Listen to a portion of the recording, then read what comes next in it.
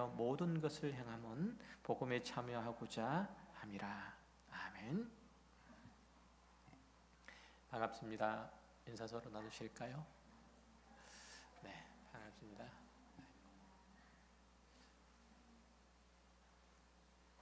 예, 보이시긴 합니까? 잘 안 보이시죠?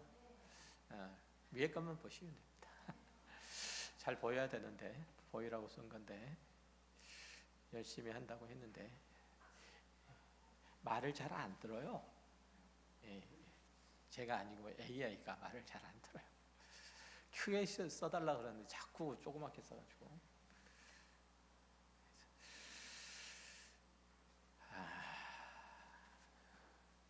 명절 잘 지내시죠?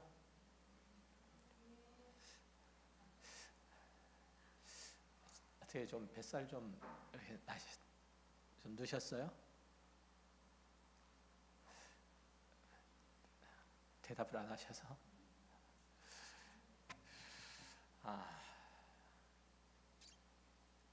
이제 일상으로서 이제 한 달들이 이제 시작됩니다. 특별히 그동안 멈췄던 40일 새벽 기도회가 시작되니까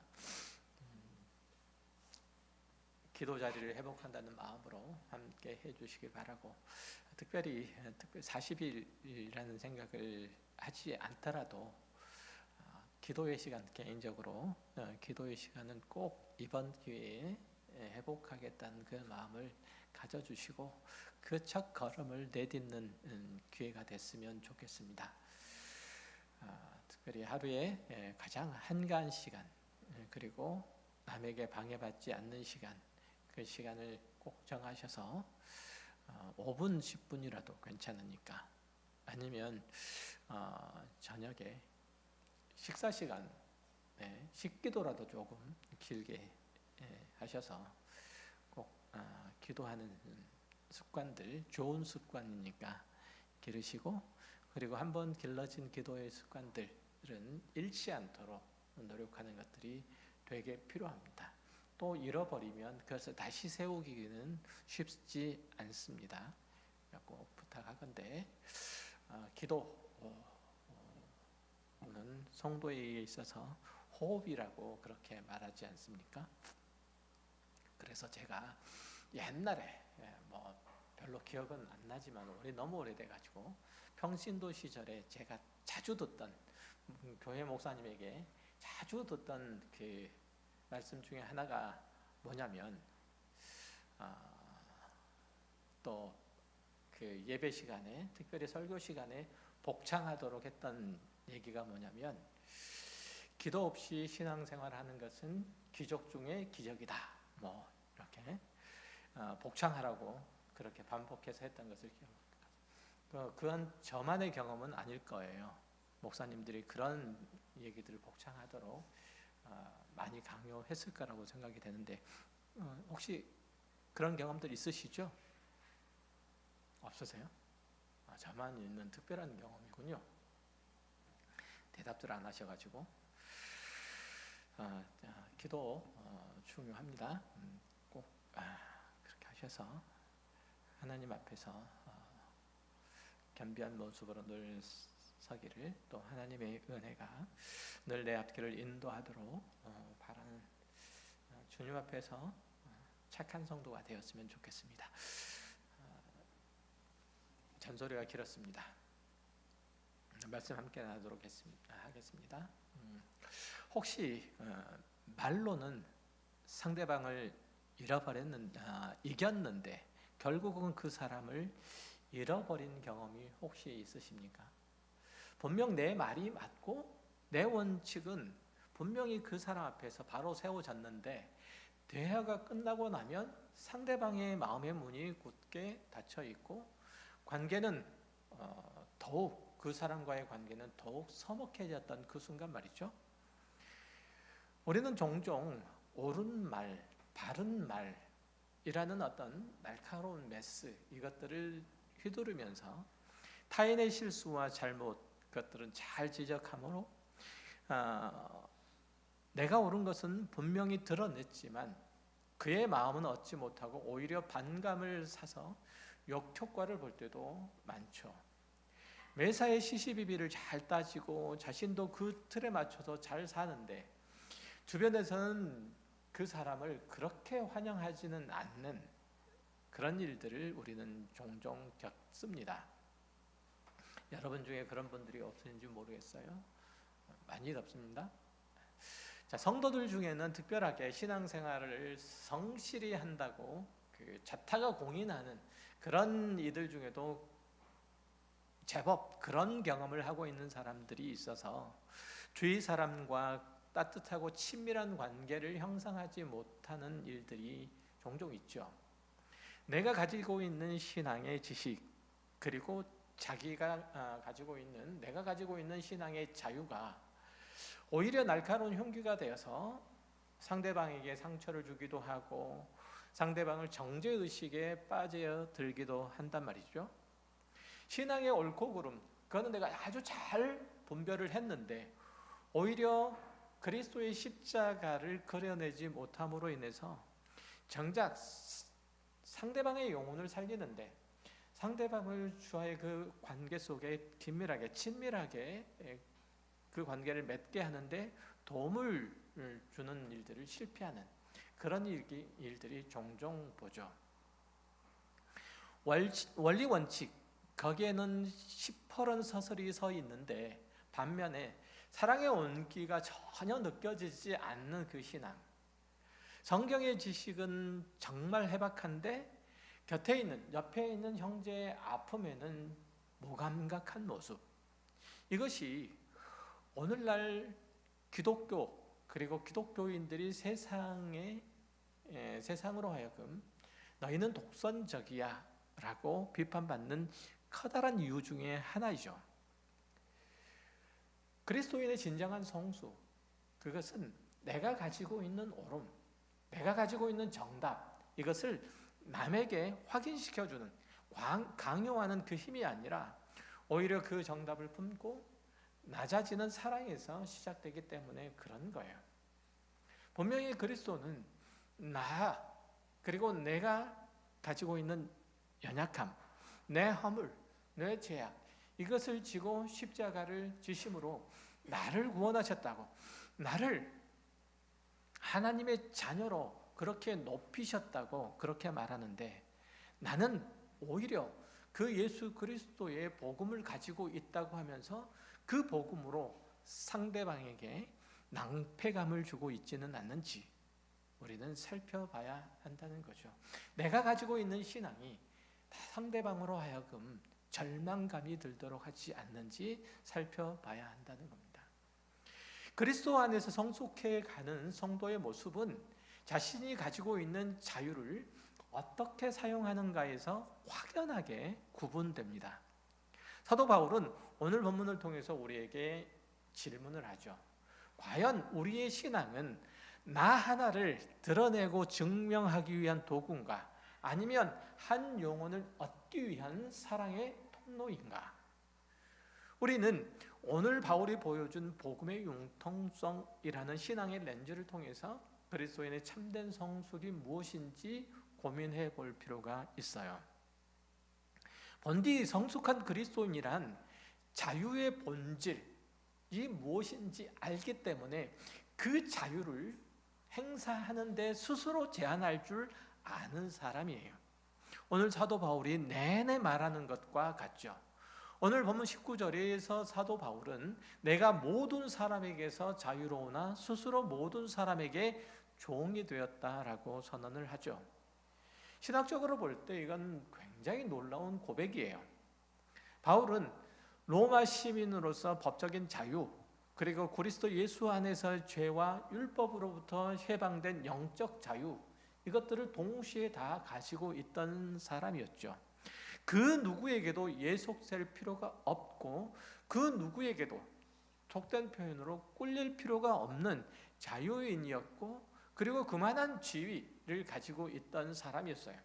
그러나 그는 그 소중한 자유를, 그 지위를 자신의 자리를 확보하는데, 그리고 자신이 주장하는 바를 관철하는 데 쓰지 않고 타인을 섬기는 종의 멍에로 바꾸어 버렸다는 점이에요.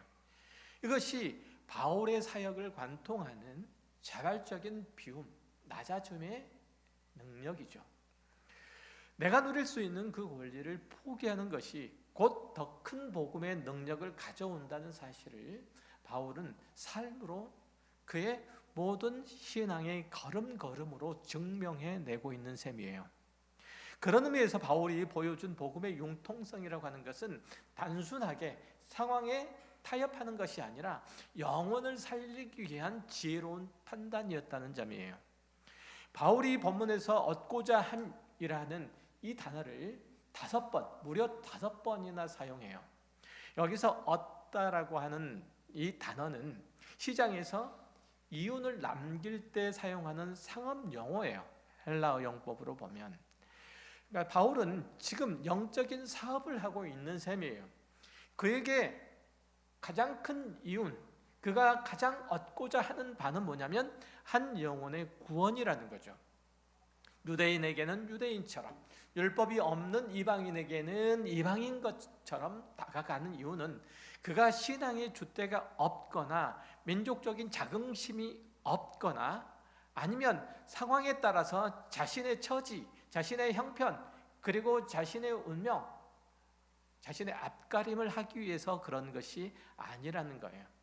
영원 구원이라고 하는 최고의 수익을 남기기 위해서 자신의 민족적인 자긍심, 그리고 종교적인 행습, 이런 것에 어떤 비용을 기꺼이 지불한 거죠. 복음이라는 본질, 그것을 상대방에게 건네주기 위해서 그 나머지 비본질적인 포장지는 상대방이 좋아하는 색깔로 얼마든지 바꿀 수 있다는 그 신앙의 유연함, 그것이 바로 사도 바울의 선교적인 유연성이었어요. 물론 이 복음의 융통성도 경계선이 분명하게 있죠. 그것은 뭐냐면 오늘 사도 바울이 얘기하는 것처럼 그리스도의 법이에요. 이 그리스도의 법이라는 사랑의 원칙이 그렇죠. 21절을 보면 바울은 자신이 율법이 없는 자처럼 행동하지만 결코 법 없는 자가 아니라 그리스도의 율법 아래 있는 자라고 천명해요. 이것은 대단히 중요한 사도 바울이 매겨놓은, 정해놓은 신학적인 경계죠. 사도 바울의 융통성, 그것은 무법이 아니에요. 이 사람에게선 이렇게, 저 사람에게선 저렇게, 그냥 경계도 없고 그리고 기준도 없는 흐리멍텅한 상태가 아니라는 거예요. 상대방에게 비율을 맞추기 위해서 죄와 타협을 한다거나 아니면 진리를 왜곡하는 적당주의가 아니라는 얘기예요. 그의 모든 유연한 행동 뒤에는 하나님을 사랑하고 그리고 이웃을 내 몸과 같이 사랑하라는 그리스도의 법이 살아있다는 거죠.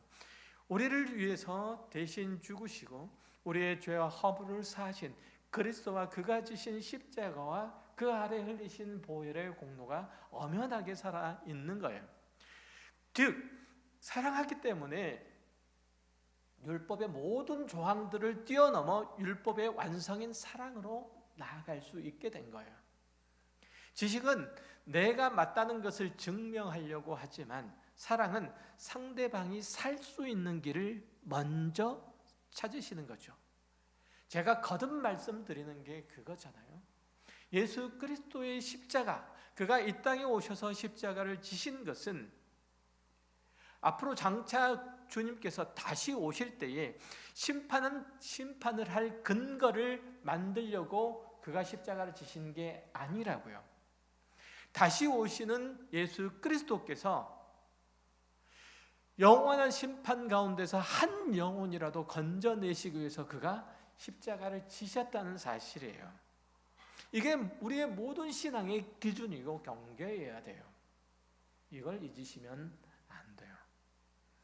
한국인들은 유교적인 사고나 전통의 영향을 굉장히 많이 받고 있어서 법이나 형식이나 아니면 문화적인 틀 안에서 의식하고 또 행동하고자 하는 그 경향성이 두드러지죠.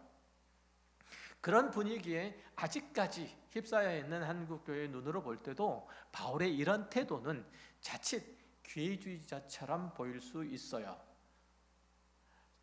사도 바울이라 할지라도 별 수 없네라는 생각이 들 수 있다는 얘기예요. 그렇지는 않더라도 한국인인 우리는 그 틀을 깨기가 기회주의자가 아니라고 그렇게 생각은 한다고 할지라도 우리는 그 틀을 깨기가 굉장히 어려워요.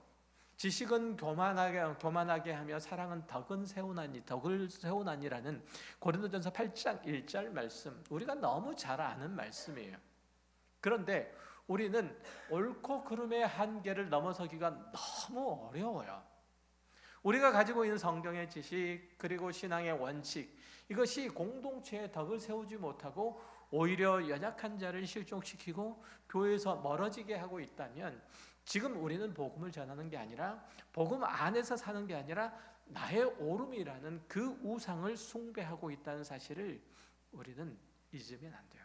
그걸 간과해서는 안 되는 거예요.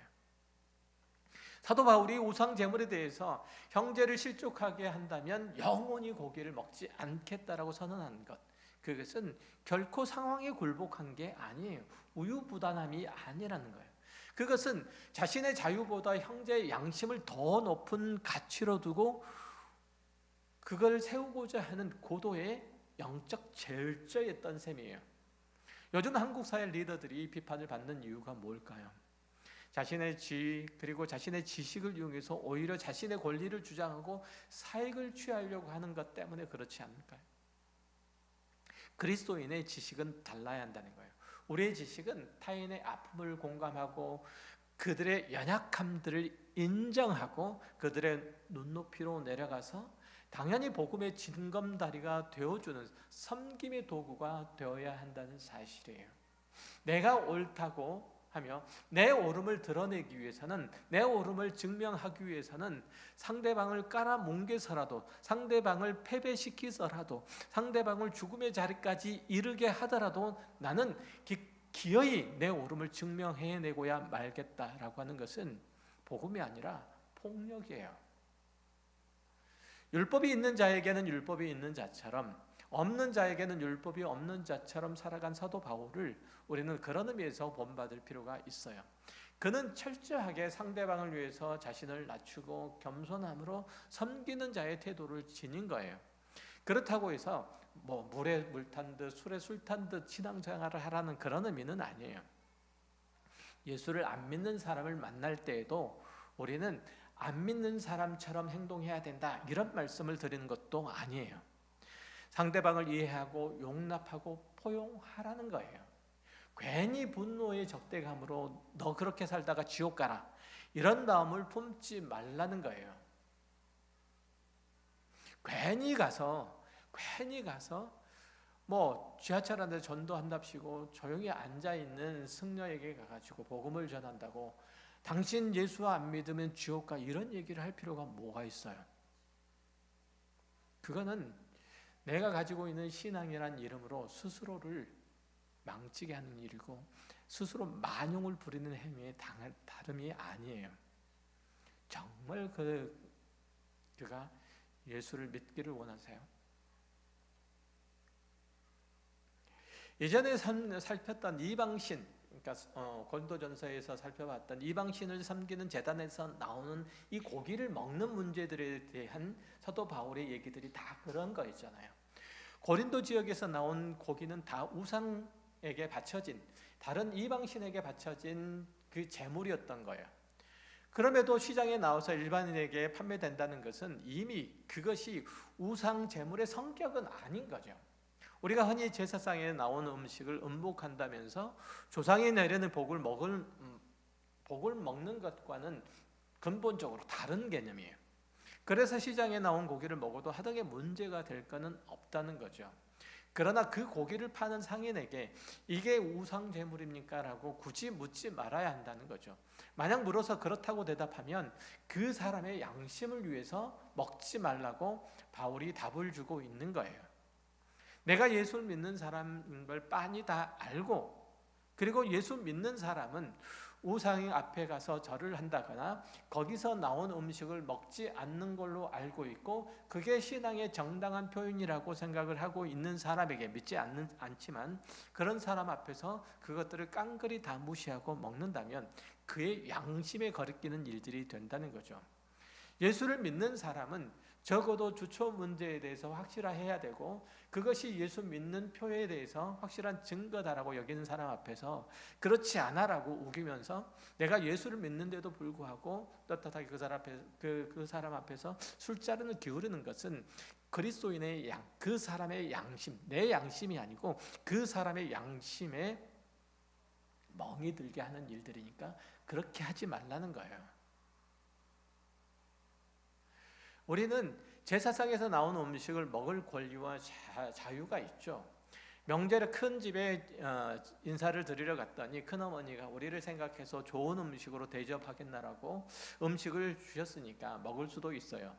예수를 믿는 줄 알면서도 큰어머니가 우리 조상들이 복을 부어주는 음식이니까 먹어라 이런 마음으로 예수 믿는 조카들에게 음식을 차려준 건 아닐 거 아니에요. 그럴 경우에는 그냥 편안한 마음으로 먹으면 된다는 거죠. 물론 우상이 실제한다고 생각하는 자들에게는 그것이 음복으로 보일 수도 있고 그러면 우리의 양심이 아니라 그 사람의 양심의 저촉이 되기 때문에 그를 위해서 재물을 먹지 말아야 한다는 거죠. 사도 바울의 이런 신앙의 유효함 이것들을 사실 우리가 좀 배웠으면 좋겠어요. 어떤 사람이 나의 이런 발언이나 행동을 충분히 이해하고 용납할 수 있는가 하면 그렇지 못한 사람도 또한 있잖아요.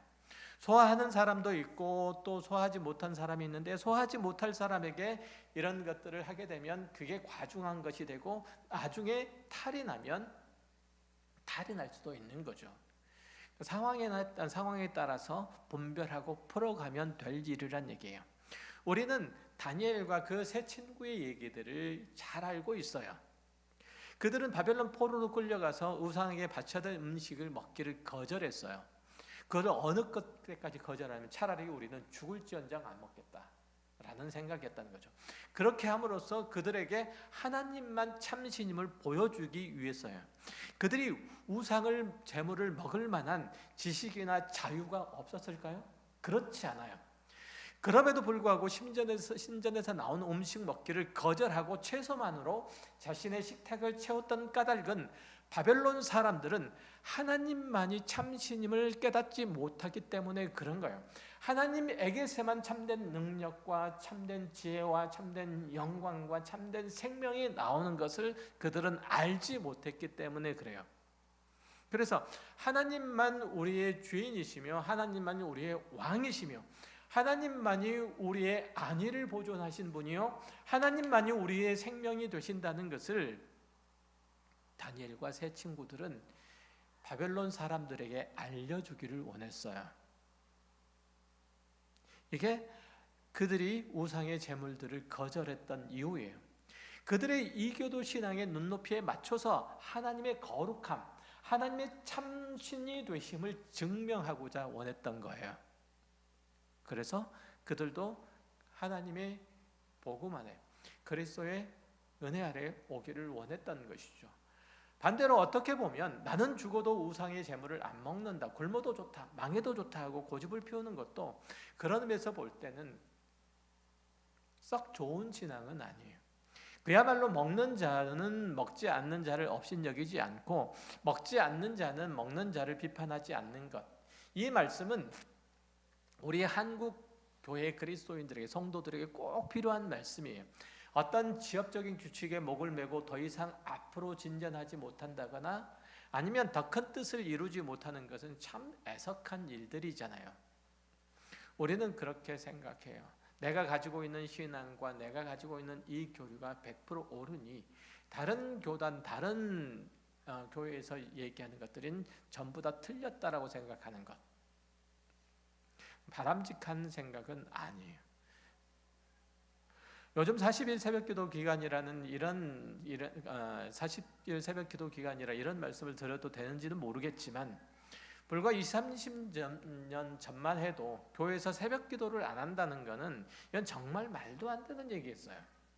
하루의 첫 시간에 주님을 묵상하고 시작하는 것, 더할 나위 없이 좋은 일들이죠.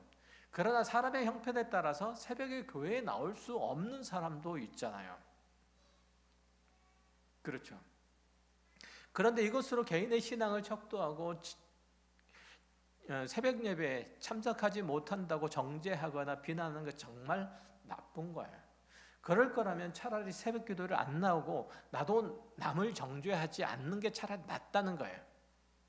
그래서 제가 아무 말씀을 안 드리는 거예요.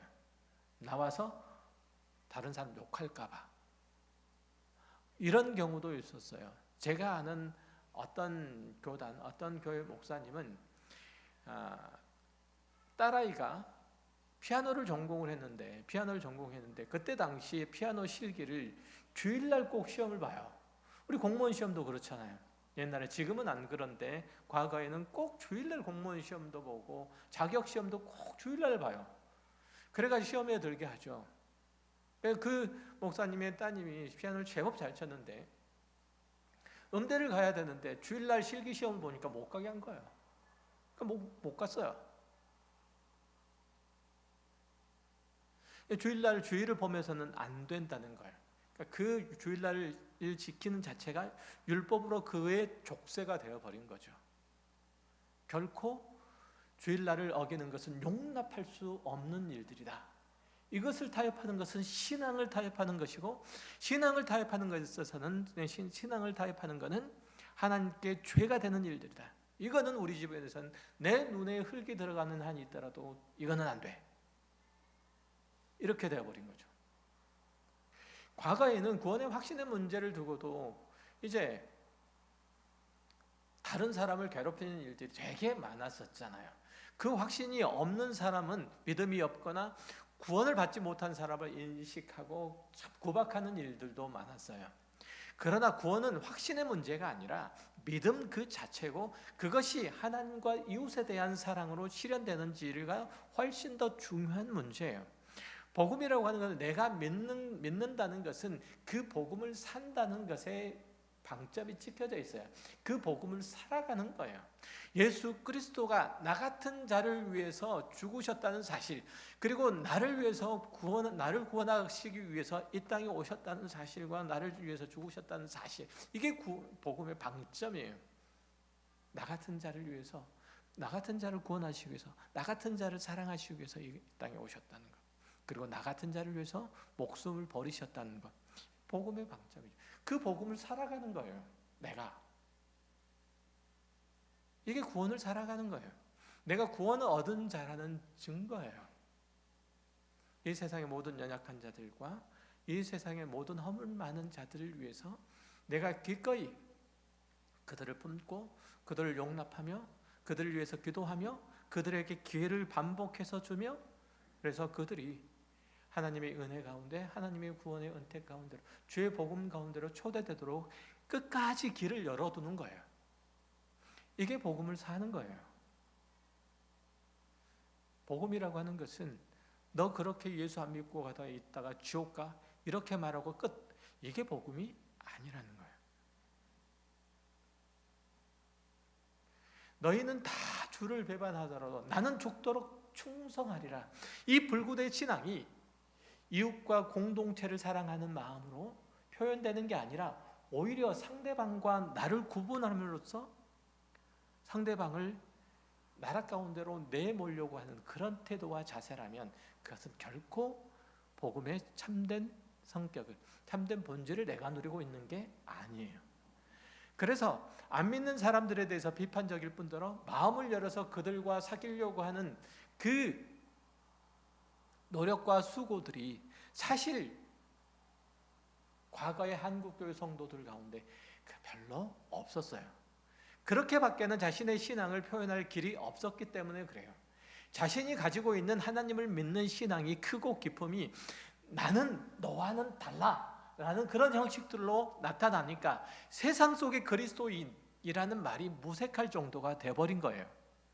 멸망으로 치닫는 세상을 보면서 울며 기도하신 예수의 마음을 본받아서 그 멸망으로 치닫는 세상을 보면서 기꺼이 십자가에 오르신, 내가 기꺼이 십자가에 매달려서 저들을 구원하겠노라 라고 자신을 내어주신 예수의 마음을 본받아서 그 사랑을 가지고 이웃에게 나아가는 사람이 없고 그저 교회 가자, 너도 예수 믿고 천국 가라 라는 성급한 복음 전환만 있었고, 그렇지 않으면 너는 지옥 가, 예수를 믿으면 너와 나는 상종을 하겠지만 예수를 안 믿으면 상종 안 해,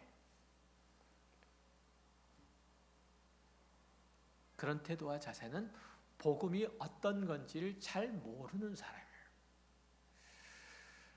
그리스도인에서 내 믿음이나 신앙의 표현을 한다는 것은 그렇게 어려운 일들은 아니지만 다른 사람들의 하소연이나 넋두리를 들어줄 여유는 사실 우리에게 없잖아요.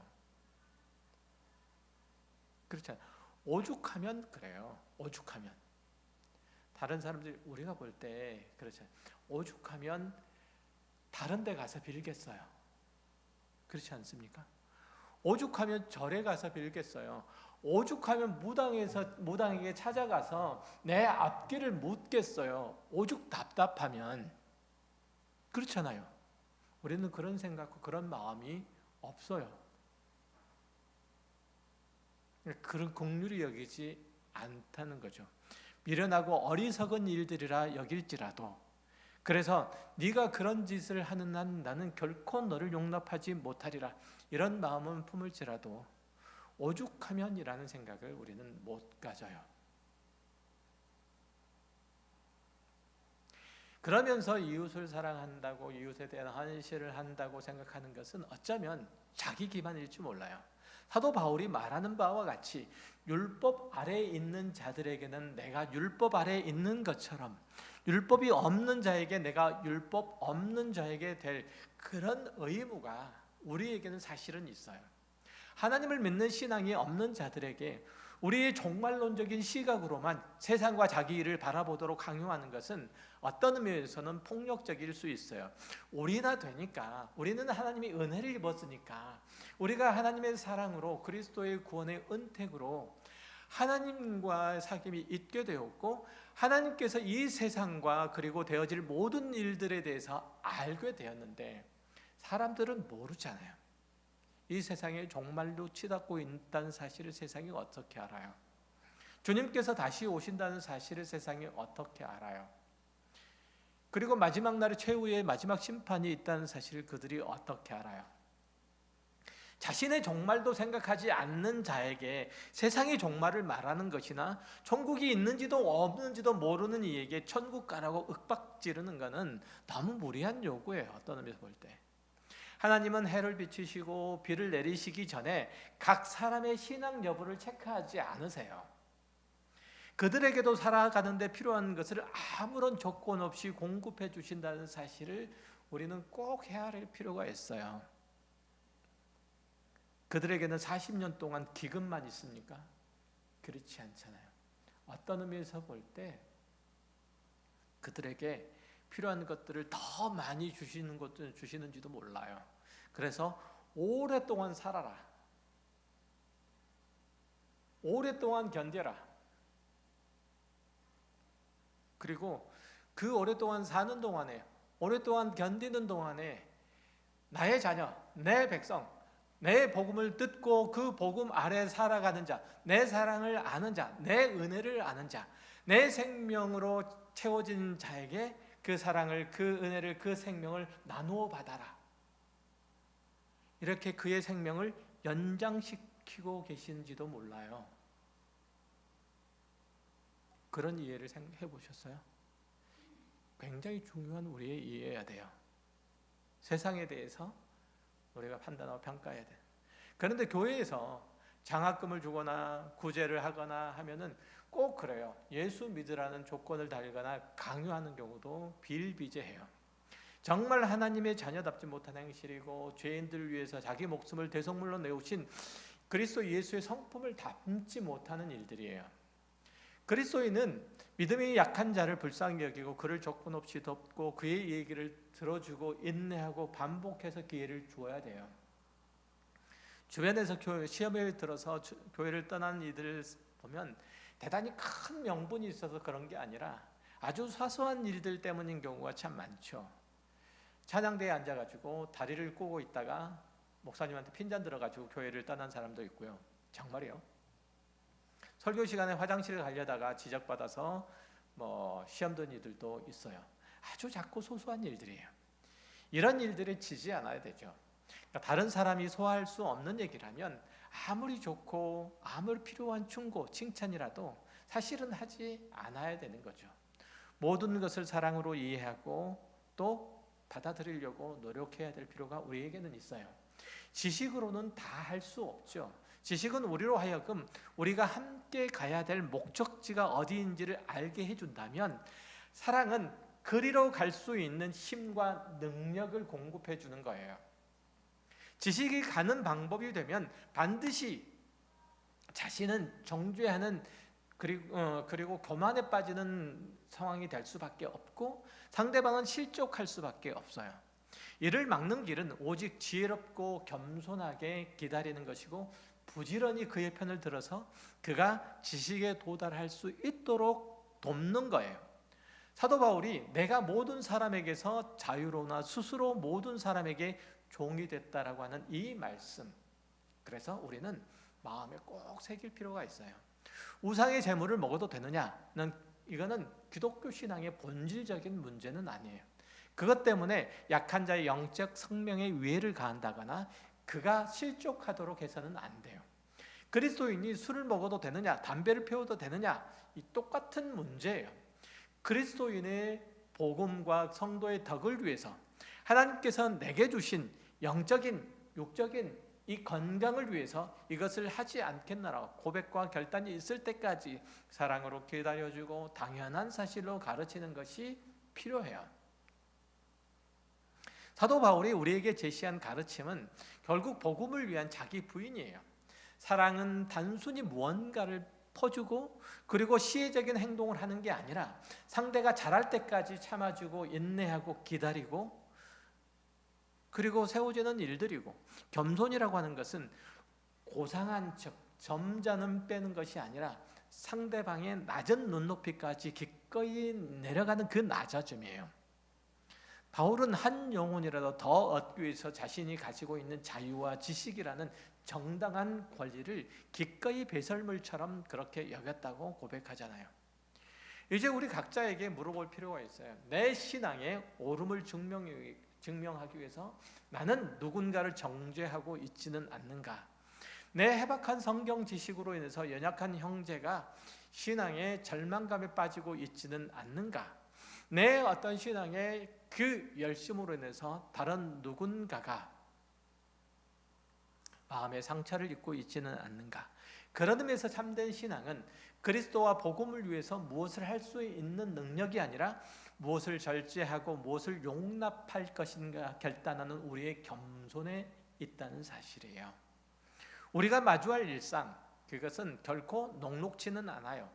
하지만 그 일상이야말로 우리가 바울이 말하는 신앙의 융통성을 꽃피워야 되는 선교지예요.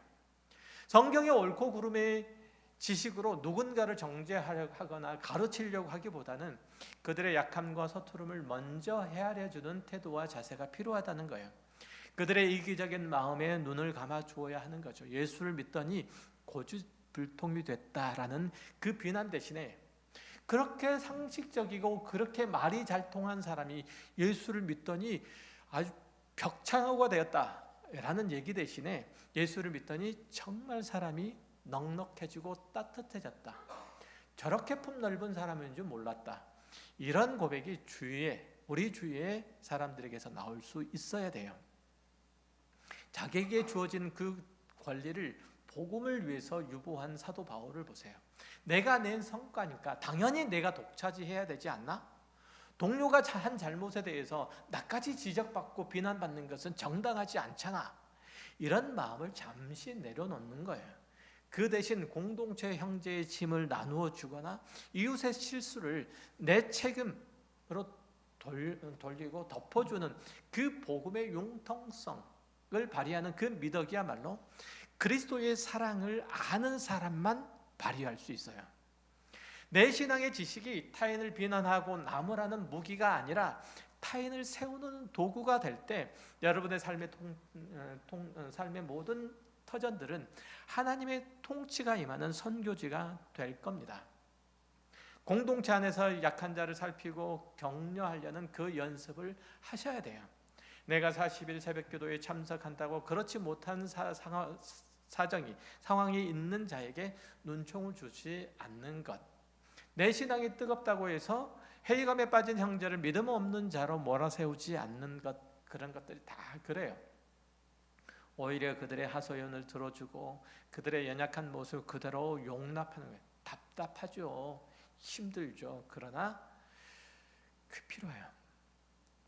우리가 스스로 누군가의 종이 되어서 그 발을 씻겨줄 때 비로소 세상은 우리를 통해서 그리스도의 제자들의 발을 씻겨주는 손을 볼 거예요. 신앙의 승리는 결승점에 먼저 도착하는 데 있지 않아요. 한 명의 연약한 성도라 할지라도 손을 함께 잡고 함께 결승선에 도착하는 것이 진정한 승리죠. 이번 한 주간도 세상 속에서 연약한 자들과 함께, 그들과 함께 호흡하며 그들과 함께 그리스도의 사랑을 나누며 그들과 함께 하나님께서 세우신 복음을 살아갈 수 있도록 기꺼이 우리의 권리를 유보하는 모두가 되었으면 좋겠습니다. 그들의 눈높이로 내려가서 복음의 징검다리가 되시기를 바랍니다. 그래서 사도 바울처럼 우리도 그들과 함께 복음의 풍성한 영광에 참여하는 복된 성도가 되시기를 주의 이름으로 축원합니다. 기도하겠습니다. 하나님 아버지 감사합니다. 우리들에게 주어진 삶의 현실 그리고 앞으로의 모든 길들은 하나님께서 우리를 주의 자녀로 하나님의 나라의 백성으로 세우신 결과요, 또한 그 목적으로 세워진 것들입니다. 하나님, 이 사실 안에 우리의 신앙을 모두 설계하고 내려놓을 수 있게 하여 주옵소서. 삶의 형편과 상황이 어찌하든지 간에 그럼에도 불구하고 하나님께서 우리를 세우신 것은 그리스도의 은혜의 복음 아래 세우시며 그로 말미암아 복음을 모르는 자들, 하나님의 은혜를 아직 경험하지 못하는 자들, 깨우치지 못한 자들에게 하나님의 생명의 부요함을 전달하게 하시기 위함입니다. 이 사실 안에 우리의 신앙의 태도와 자세와 목적지를 정하게 하시고 그로 말미암아 우리가 살아가는 모든 삶의 터전이 신앙의 연약한 자들과 믿음이 없는 자들과 주의 복음에서 소외된 자들에게 참된 그리고 복된 소식을 알려주는 나팔수로서의 우리의 모습이 되게 하여 주옵소서. 하나님, 우리가 주의 구원하신 복음을 갖고 있는 것, 그것은 그 복음으로 살아내라는 주님께서 우리들에게 주시는 준엄한 신앙의 본질적인 본령인 것을 저희들이 깨닫게 하시고 그 사실 안에서 우리의 신앙의 모든 태도와 자세와 무릎을 꿇게 하여 주옵소서. 귀한 시간을 통해서 저의 신앙이 어떻게 세워지며 또 어떻게 나타나야 하며 또 어떻게 믿음이 연약한 자들에게, 믿음이 없는 자들에게 구원의 복된 소식으로 나타나야 하는지 가르쳐 주심을 감사드립니다. 주님, 그 가르침을 따라 헤아려 우리의 신앙의 인생을 하나님 앞에 올려드리는 복된 예배자의 삶을 살게 하여 주옵소서. 감사드리며 예수 그리스도 이름으로 기도했습니다. 아멘.